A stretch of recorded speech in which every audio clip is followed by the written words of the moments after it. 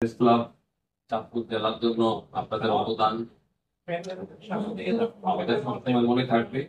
আগামীতে আপনাদের কলমের অপকর্মগুলো যেন এখানে বেরোয় আসে, এবং বিশেষ করে মাদকের যে অবস্থা এবং বাল্য বিবাহ, মাদক এবং কৃত্রিম এই কিশোরকে এইগুলোর ব্যাপারে আপনারা প্রতিনিয়ত লেখলে আমার মনে হয় যে তাদের যাদের বাবা মারা সন্তানেরা এটার সাথে জড়িত, বাবা মারা তো এই খবরগুলো তাদের কানে যাবে।